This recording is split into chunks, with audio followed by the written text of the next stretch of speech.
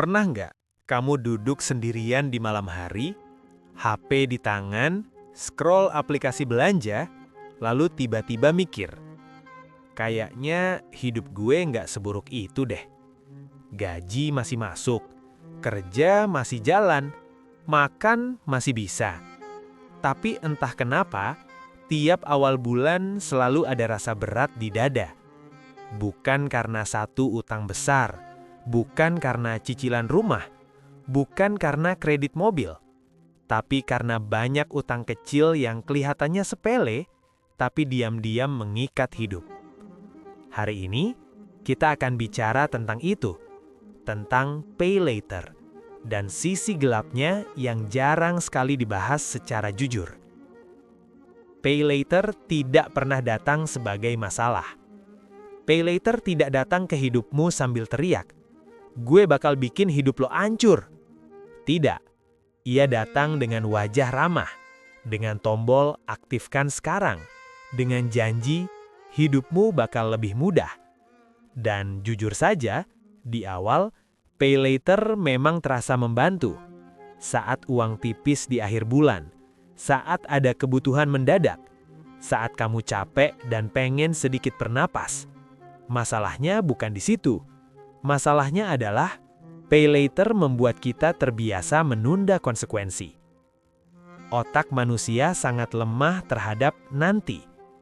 Manusia dewasa itu unik.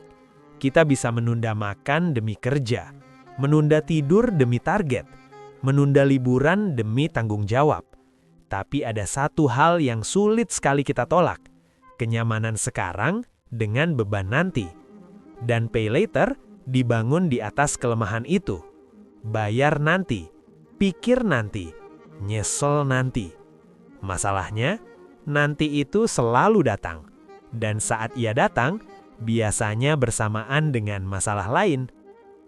Dari sekali klik, jadi kebiasaan. Hampir tidak ada orang yang jatuh ke pay later karena niat buruk. Semuanya dimulai dari satu klik, satu pembelian, satu alasan, satu pembenaran. Cuma sekali, abis ini enggak.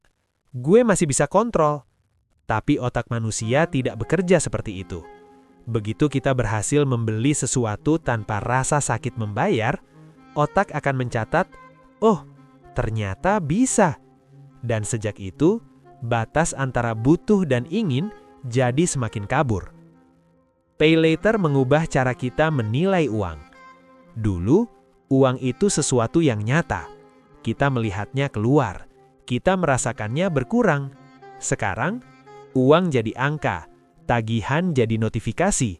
Konsekuensi jadi sesuatu yang jauh. Pay later membuat pengeluaran terasa abstrak. Dan sesuatu yang abstrak selalu lebih mudah disepelekan. Cuma 100.000 yang berulang. Salah satu kalimat paling berbahaya dalam hidup orang dewasa adalah cuma segini, 100.000, 200.000, 300.000. Kelihatannya kecil, tapi coba hitung. Berapa kali kamu bilang cuma segini dalam sebulan? Dan di akhir bulan, angka totalnya selalu bikin kaget.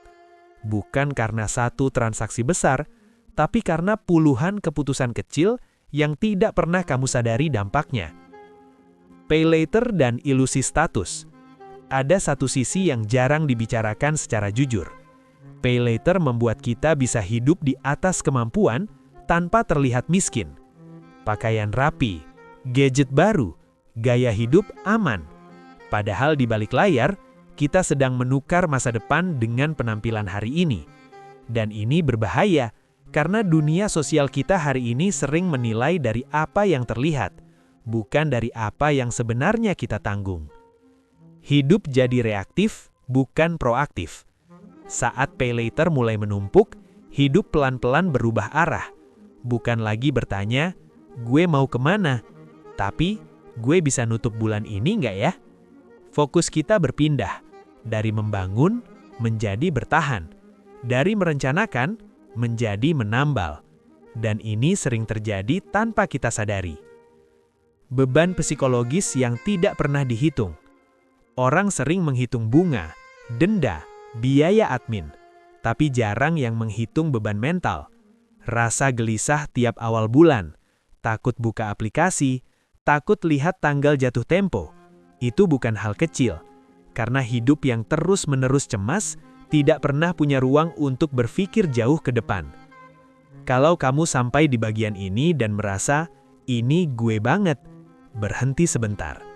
Klik like sekarang sebagai tanda kamu berani jujur pada diri sendiri.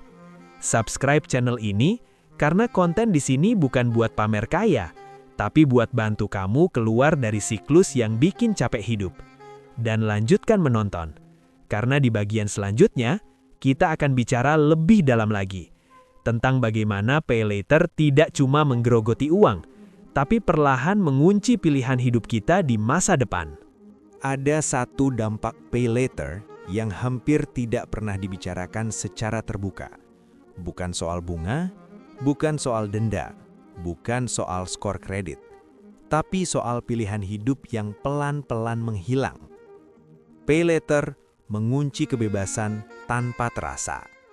Di awal, pay later terasa seperti kebebasan. Kamu bisa beli sekarang, kamu bisa punya sekarang, kamu bisa ikut arus.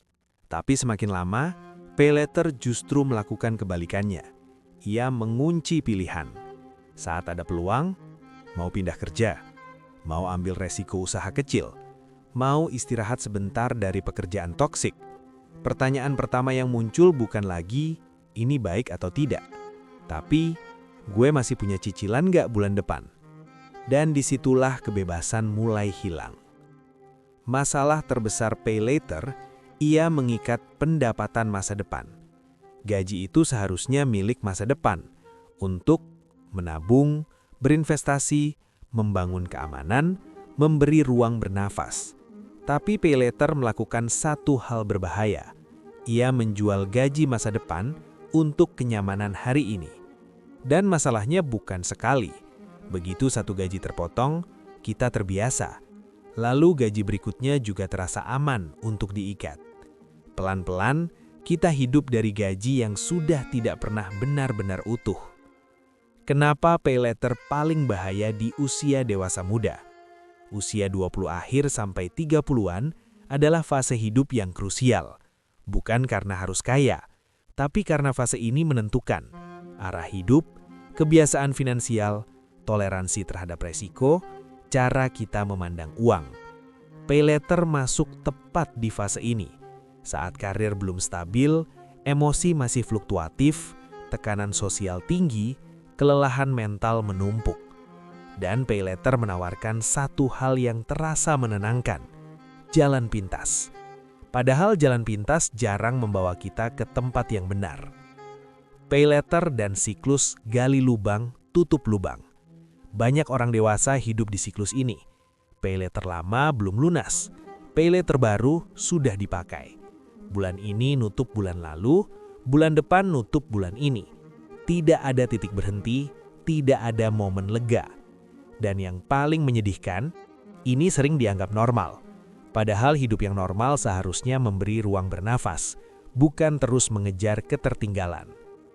Bukan berarti pay later harus dihapus total. Ini penting. Video ini bukan tentang melarang, bukan tentang menghakimi. Pay later bisa berguna kalau digunakan dengan kesadaran penuh.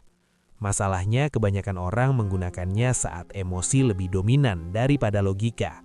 Capak, belanja, stres, check out, bosan, scroll, klik.